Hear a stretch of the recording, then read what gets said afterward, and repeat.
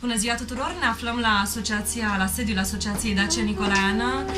4 decembrie este o zi extraordinară pentru noi, pentru toți cei care au vrut și care ne sunt alături, ca de obicei italienii și de această dată reprezentanța ai Guvernului României. Mulțumim!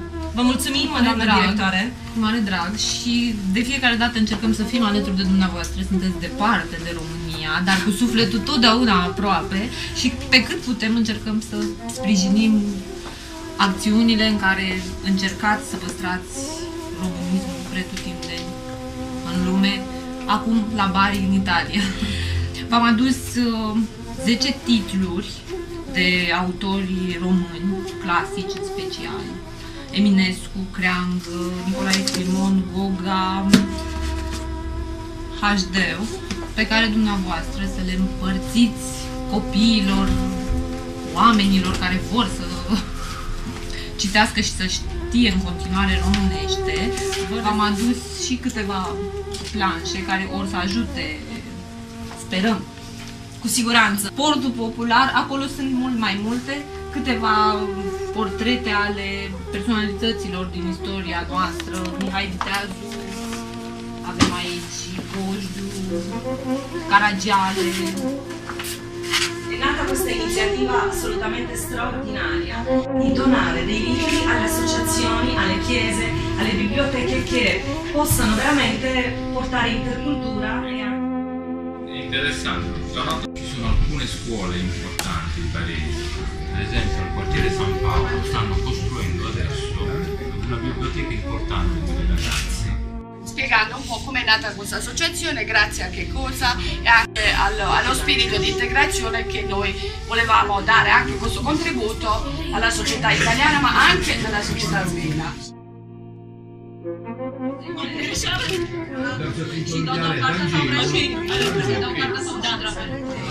Questa è la bandiera romana vicino a quella italiana, assolutamente.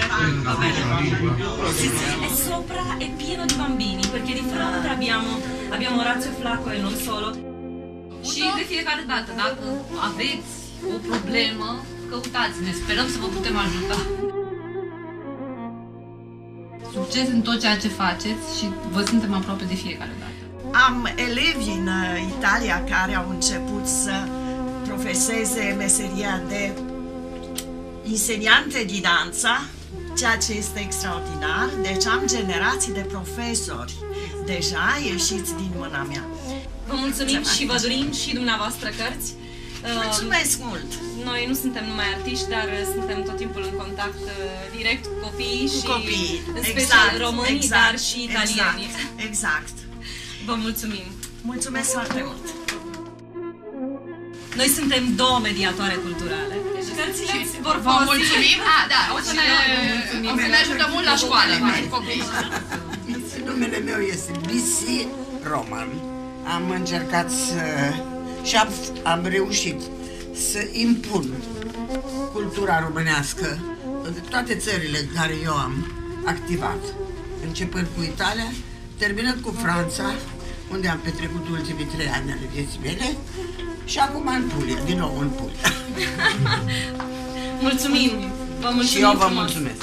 Tu mi-ai spus de multe ori de asociația asta. Bine, eu obișnuit cu asociațiile, dar nu mi-am închipuit că ești un catalizator atât de puternic. Nu atât prin ce realizezi, ma prin emanația sufletului tău românesc, să spun așa, dar de bună calitate.